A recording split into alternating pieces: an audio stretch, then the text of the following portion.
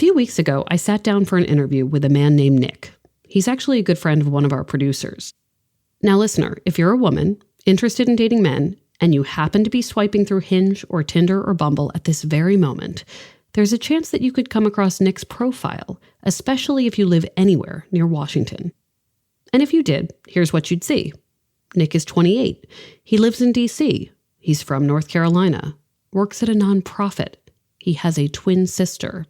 I wonder how many phones you're in as guy with twin.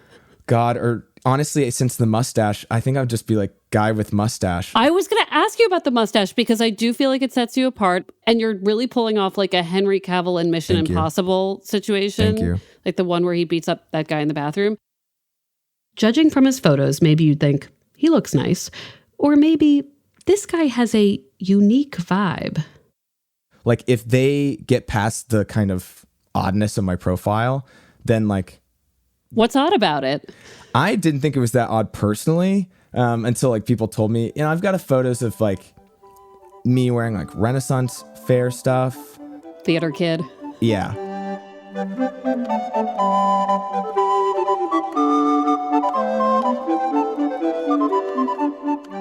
I've got a lot of stuff where it's like just like a really long form bit maybe. Like I had one about me like haunting my house. I was like a Victorian ghost and I never like left the home.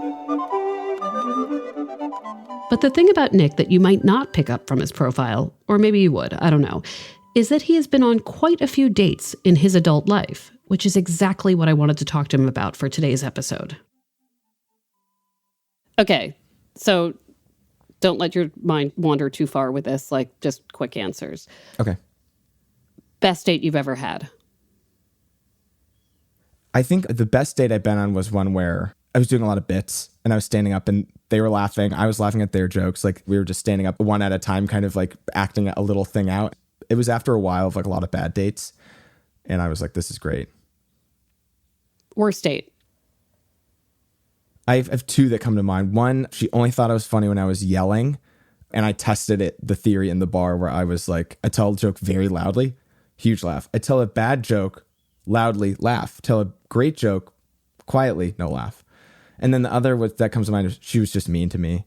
It was like the way that she thought she was flirting, and it just didn't work out for us. I was just like, I don't really like this, to be honest. I want someone who's a little nicer. Sue me.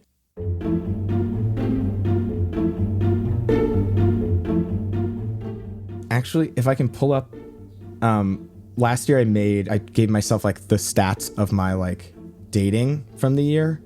Oh my God. Wait, did you like in an Excel spreadsheet? In like my notes, I like scrolled back through the year because my friends and I were going to do like a year in review. And I went through and I calculated. Yeah, there's some good ones. At the beginning of the year, I went on 5 first dates and all 5 of them within 24 hours sent me like a, hey, like you seem really nice, but I don't see this going anywhere. And I was like, is it me? And then I kind of thought like, okay, law of large numbers. And also before, I smoked too much weed before the dates, about 4 of them. And I think I was just thinking too much. Here's actually one that comes to mind on that. I asked someone on a date, I think 5 times what she was drinking because I just couldn't, I was nervous. She was like, in my opinion, out of my league. So I was like frazzled from the get-go. And I knew it too. The 5th time I like in my head was being like, shut up, stop asking this. And she like could tell that like what? Like, so that was really embarrassing for me. Let me look through these. Yeah, read it off for me. I want to hear it all. So in 2022, I went on 46 dates, 28 first dates, 10 second dates, 5 third dates, 2 fourth dates, and then 1 5+, I would say. Did you catch that? In 2022, Nick went on a total of 46 dates, just shy of a date per week.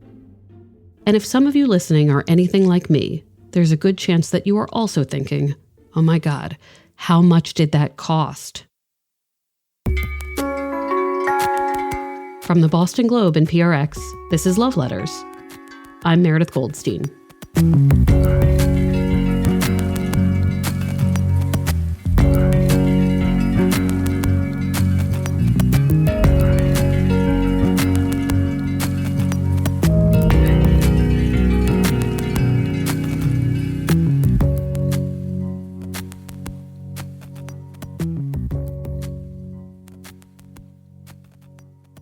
This season on Love Letters, we've been exploring all the ways that love is intertwined with money. But one thing we haven't talked about much yet is dating. I've got to be honest, heading into this season, this is one topic I was eager to get into. For one thing, I love dating stories. But I also wanted to know, what's it like out there these days? And what is dating like cost-wise right now? Because I can imagine that for younger adults, especially those in their 20s, it's not easy. There's student debt, rising rents, inflation. How does anyone have any money left over to date? To get some firsthand accounts of dating in 2023, I invited two guests on the podcast. First, there's Nick, who you just met, and who, I should point out, currently describes himself as a Type C dater. If I find someone who really, hits me like a freight train, then that's awesome. But I'm still looking right now, but with no urgency. And to get a woman's perspective, Jackie, a longtime Love Letters podcast listener who also approaches dating with an open mind. I feel like now at this point in my life, I've been able to kind of frame it in a way that's like, let's just get to know someone and see what happens. No pressure, no expectations, and no assumptions. Nick and Jackie have never met, and we conducted these interviews separately. I was curious to see how their experiences might align or differ. My hope was that their stories would have some universal themes that lots of people might relate to. Of course, I know Nick and Jackie do not represent everyone. They are just a snapshot. They are two Gen Z straight people who live around cities where there are lots of people to date. But I am so grateful they volunteered themselves as evidence of a moment, because I learned a lot from what they had to say. Also, you might have picked up on this already, but this episode is going to sound a little different from usual. We're going to do some jumping around between Jackie and Nick's interviews. But don't worry, there will still be plenty of stories, some cute, some very cringy, some money-related, some just ridiculous.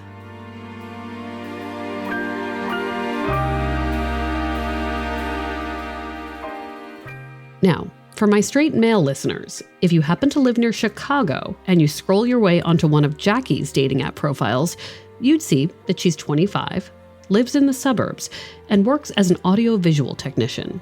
And she is definitely a romantic. Growing up, what did you think about your adult romantic life, like what it would look like? I thought it was just all based on fantasy, what's in the movies. Give me a movie. Be more specific. What movie would you have dropped yourself into?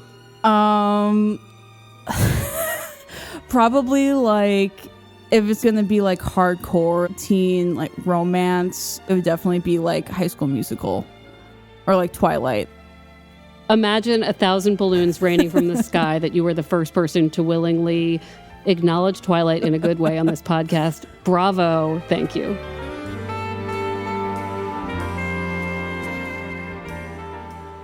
Like Nick, Jackie is a frequent dater. She estimates that she's been on hundreds of dates. She's tried all the apps. Sometimes she goes to speed dating events or asks friends to set her up. She has even tried to meet people by joining clubs, like her local Subaru group, which, in case you were wondering, is kind of like a biker gang, but for people with reliable and safe SUVs.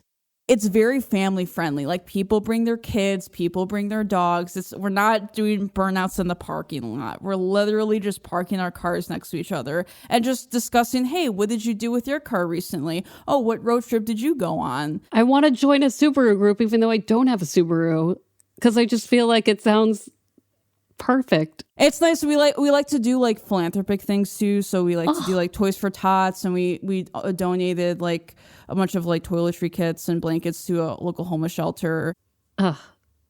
Perfection.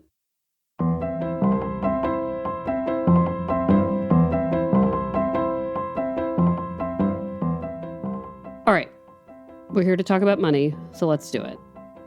I want to know everything you spend money on when it comes to dating.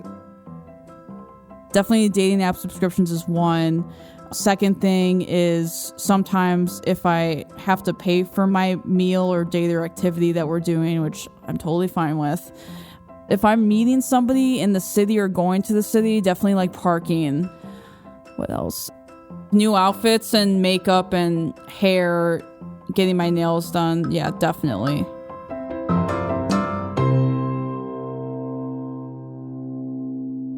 Are there any sacrifices you've had to make because of the cost? Like, do you stop yourself from doing some other social thing because you had an expensive date that week? Absolutely. Sometimes I'm like, well, I wanted to DoorDash some deep dish pizza on Friday, but looks like I'm not going to do that, And it's like my friends are like, let's go out, let's go to a concert. And I'm like, I don't know if I want to drop like $200 on a concert ticket. Like I either went on a very expensive date or just went on a lot of dates. What would you say the average cost of a date is for you? To give a rough estimate, maybe like $60 to $80, because drinks in DC can add up. It's like 80, 90 was always like top level. I was like, oh, I spent way too much money on this date. Especially if I didn't feel that like spark. DC is hard. DC is expensive. And there is, listen, I will not try to romanticize any part of a national, international pandemic, but like it's free to sit in the park. Like there was like a weird dating is now free and we can take a walk. Like, did you feel that a little bit? Like, oh, this is different than 2018 when I was spending whatever. 100%. I think you put it exactly right. All of a sudden I was like, wait, I could have been doing this the whole time. But it's even funny that you mentioned that because now post-vaccine, it's almost fully back to like paid dates. But yeah, now I'm like kind of having this realization live, like maybe I should start doing that again. You can get a bottle of wine, drink the same amount, get to know each other. It's in a public place. You're checking off all the same boxes, but like now you're not worried about some guy coming up and being like, well, you've been here for 2 hours. It's time to go. Like I would say like majority of my dates are usually like going out to dinner or getting drinks somewhere. So I'm like my personal belief, and a lot of people might disagree with this, but I prefer splitting the bill on the date just because I see it as like an equal partnership. Like both people are investing their time and their effort and their money to get to know each other. All right. This is the part that I'm very into. If you can generalize, who usually pays? The guy does.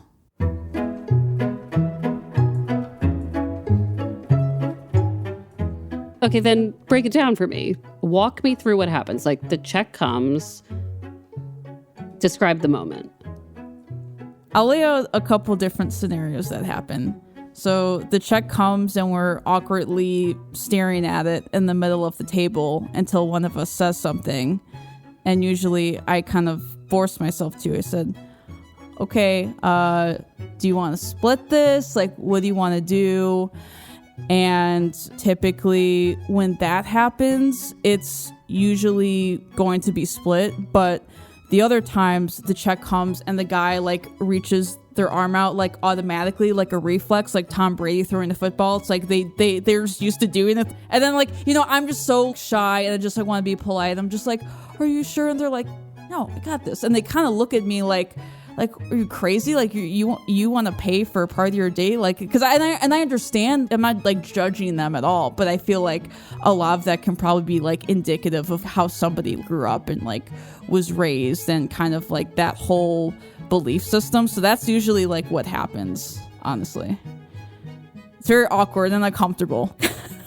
So, is it on your mind, like what the person does for a living and how much money they might have? Like if you're out with a social worker versus like, I don't know, some like business dude, you're thinking about it? Absolutely. And I also don't want to assume anything about their financial situation. They may have a good job, but don't know what they have going on in their life behind the scenes. Maybe because we haven't gotten that deep yet, because typically on the first date, you don't really like discuss, all right, let's talk about, our student loans and our credit card debt and our finances. Like that's never something that like comes up, obviously.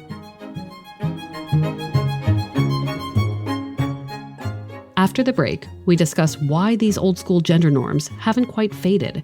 And Nick shares a story about a time in his life when that old school chivalry took a toll on his bank account.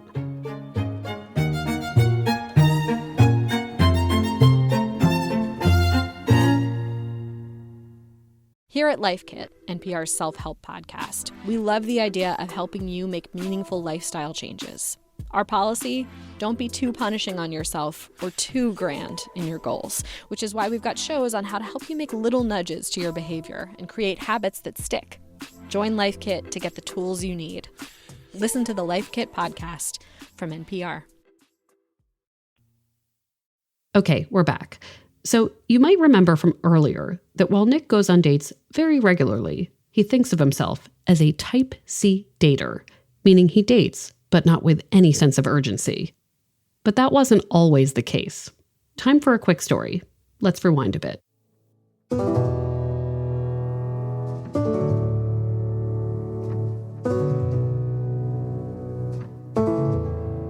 The year is 2018. Nick has just moved to DC. He's in his early 20s, fresh out of college, and hungry for romance. So he adopts the mantra, love won't find you. You have to find love. And that philosophy pushes him to set a goal. Go on 50 first dates in a single year. It's ambitious.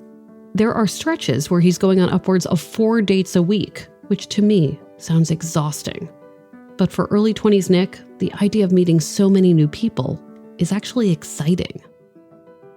I think only once I asked a question to someone I was going on a date with, and I was like, did I already ask you this? And she was like, no, it's probably all the other dates you've been on this week. And I was like, oh no. At this point in his life, Nick is bouncing between internships and entry-level jobs. He's working as a server to pay the bills, but he doesn't have a ton of money coming in. And yet, on the majority of Nick's dates, when the check comes, he is the one paying. One day, Nick is on the phone with his parents, talking about life and money. And I think I was like, you know what? I'm going to go and do one of those breakdown by month and see how much I'm spending. And it was just exorbitant. And I had I think my jaw dropped. And I never felt such a way no one else could see or was checking, but I just personally was just so mortified. I was like, I can't believe I spent all this money on dates. Maybe none of them ended up in a second date.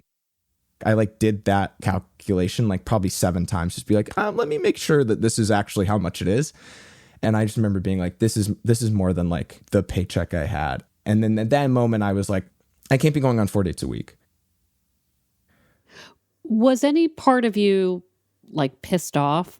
Because I'm just surprised, and I say this as a Gen X person and someone who dated pre-Venmo, but I'm kind of surprised that people your age are defaulting in a man-woman date to well, he'll get that. But is that still the thing? It sort of seems that way. And I think also that moment where the check comes and I'm I might as well. I think there's also a lot of feeling from the people I dated where they're well, if he's going to, let him. It didn't always feel like a dynamic that was gendered necessarily. It always felt just I was just nervous and I was I don't want to have to deal with this rigmarole. I might as well just pay it. I shared Nick's feelings on this topic with Jackie. I can totally understand that because I think a big part of why a lot of men might do that might be because they're very scared about how we're going to react. I think a lot of them might think that we're going to think less of them because they don't pay. Jackie says there's this clip of Steve Harvey circulating on TikTok where he lays into men who don't pick up the bill on dates. If a man asks you out and he's not willing to buy you a plate of food, how can you possibly think that this guy can take care of a family? It doesn't make any sense. It don't make no sense. What do your friends and family say about the men who don't pay? Oh, yeah. So that's the other thing, too, that I think maybe a societal thing in general is if the guy doesn't pay, he's cheap and not interested in you. But if he does pay and he takes you to a really nice place, then that means he's totally invested in you early on, and you should definitely see him again. That has been what I have always been told by my family and my friends. Is any of it true, or at least the second part? If somebody pays, does that mean they're worth your time and totally into you? No. I have a story about that.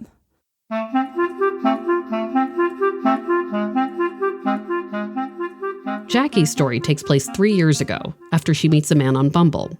The man says, hey, let's grab dinner at Fogo de Chao. which, if you don't know, is a swanky all-you-can-eat Brazilian steakhouse chain where waiters parade by with a never-ending assortment of skewered meat. So we go to the date, right? And we sit down, and not long after we sit down, he gets up and he answers a phone call. And I thought, okay, maybe he's just going to tell the person, hey, I'll call you back, and then just come back, whatever. Well, it turns out he was on the phone like the majority of the time on the date. And for a second, I actually almost thought that he had left. And so by the time he sat back down, it was like 10 to 15 minutes of conversation. So I feel like we really didn't get much time together. And of course, like, the check comes and he's like, I got this. And I'm like, okay. Like, just didn't even like ask questions. And like, I just thought that was just very interesting because I was just like, he didn't even pay any attention to me.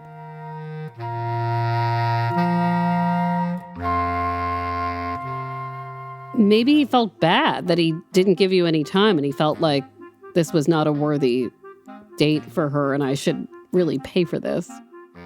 Also, are you just sitting there doing that thing where you're signaling for people to bring you more meat and you're just sitting there alone? Pretty much.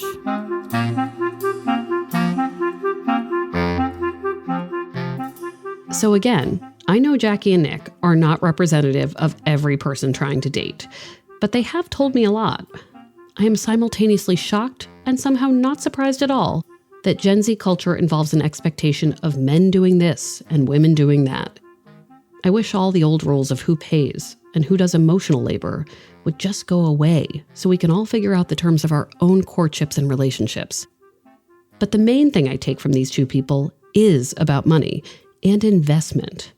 Nick and Jackie don't want to overspend on dating, but they do understand it is a necessary cost of finding a partner, like going to school to get the right job.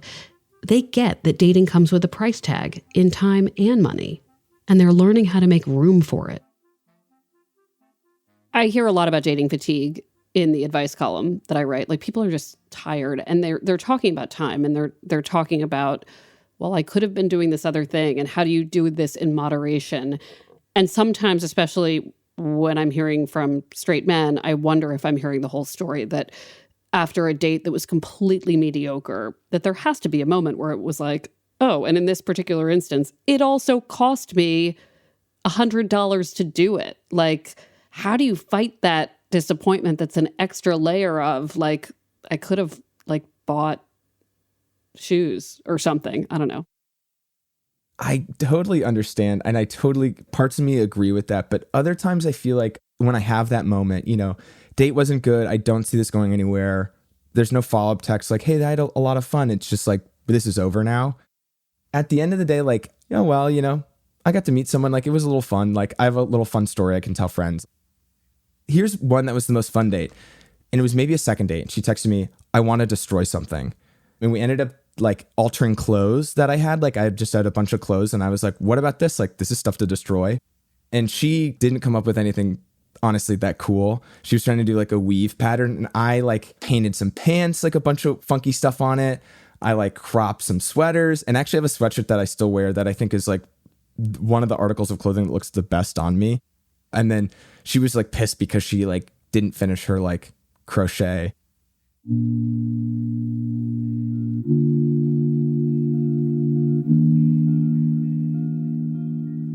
This is a sort of a conclusion thought I was having and would love your take on it. But like, we sort of expect a cost for development of education and building a life in so many ways. And yet there's something really unpleasant to me about thinking about how much money people spend on dating. But it's like any other thing where it's this investment, to whatever extent we can make it, into some sort of future, which I guess is never really guaranteed. But like, is that how you think about it, as like just a necessary investment into something that could be wonderful? I do. I know that a relationship or a person isn't gonna like fall out of the sky just because I want it to. So I think a lot of it is just like, dating is effort and investment. And I have learned over the years that in order to be successful or try to be successful at. That's definitely what's required. I get discouraged and down in the dumps like many single people do. I'm like, oh my God, like this is gonna be forever, or this is gonna last this amount of time. And then like I might meet somebody, maybe not be long term, but it's like I had a good connection with somebody, and that's worth something, I think. And I think that's also a big part of the reason why I keep going and why I have that belief of there is a greater purpose to this.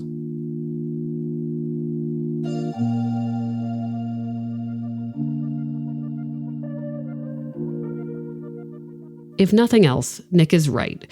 Both he and Jackie are getting some great stories out of it. I was on a date with someone who she was like English second language, and I made a joke about mansplaining, and she said, "What does that mean?" And I said, "What does mansplaining mean?" She was like, "Yeah." And I was like, am I being punked right now? And I like looked around the bar being like, I'm not going to do this. Like, I can't do that, right? And she was like, I don't know what that word means. I wasn't born here. Tell me what it is. And I was like looking around, like checking everybody's like, is this okay? Are you sure this is okay? And she's like, please tell me what the word means. And then I did. And she was like, oh, that makes a lot of sense, actually. I know exactly what you're talking about. And I was like, man, I got like rope. I was like so nervous someone was going to look at me and just hear me mansplaining. And then they were going to be like, this fucking asshole just. All right, I'm going to do just a series of date type questions, and you can tell me these in short answers or however you want to do it. Best date. Yes, best date. So we went to just like a nice restaurant in like a suburb downtown area. He's like, let's go on a walk. And I'm like, okay, that sounds good. And it's just like perfect. So, oh God, now you're going to be like, gosh, she's like fantasized Twilight, you know, all this shit. But this sounds like it's out of a movie, but as I promise it's not. But it's like the sun setting, we're walking, right? And, you know, it's like kind of like just like this awkward silence between us. And he like grabs my arm and he like kisses me, and it's like literally the best thing ever. Like it's like the unexpected things on dates. You know, it's the simple things. That's what I like. Oh, okay, good. Worst date. Oh, definitely the Fogo de Chao one by far. I'm sorry. You got so much protein. I know. It's like, how could you? You were fed. Know. I was fed, but I wasn't paid attention to. You weren't emotionally fed, and I hear that. Exactly. Yes. What are some of the questions that you're like, if I never get asked this question or have to ask this question again, I'll be so happy? Oh, yeah. What do you do for work? How many siblings do you have? Like, what TV shows are you watching? Just roll my eyes. Wait, but the TV one doesn't help at all, or no? If I'm in a relationship with somebody and we don't agree on the TV show, I think we'll be okay. What if they're like, I don't know, but I just love watching High School Musical and Twilight? Oh, yeah, obviously. Hands down. Be like, where's the ring? You can always be up to date. You can always be with the trend. You'll be able to stay in touch. Stay in touch with a friend. If you keep yourself up to speed, people hear what you're saying. You won't find that they're praying for somebody new. All it takes is a single click. Love Letters is a production of the Boston Globe and PRX. Today's episode was produced by Jesse Remedios and Scott Hellman. Ned Porter does our audio mixing, sound design, and mastering. Nick's interview was recorded by James Morrison. Devin Smith and Maddie Mortel do our audience engagement. Love Letters illustrations by Ali Riza. Our marketing coordinator is Maggie Taylor. Special thanks to Linda Henry. Our music is from APM. We are an advice column. Please send us your problems and questions to loveletters@boston.com. If you like the show, please follow us on Apple Podcasts. We're online at loveletters.show. Yeah, you don't need the abs of Taylor Lautner. You just need the cold, pale body of a vampire. I mean, you just need the moderately smaller abs of Robert Pattinson. Yeah, exactly. I'm Meredith Goldstein. Thanks for listening. You can always be out of mode. Be aware of what's all the rage. Be as sharp as what's cutting edge. Put yourself on the stage. Don't be frightened by avant-garde. Don't be frightened by passion. Learn to live with the passion. Life is right here and now. That's the way to be up to date. That's the way to be moving on. Never let the past hold you back. What is past?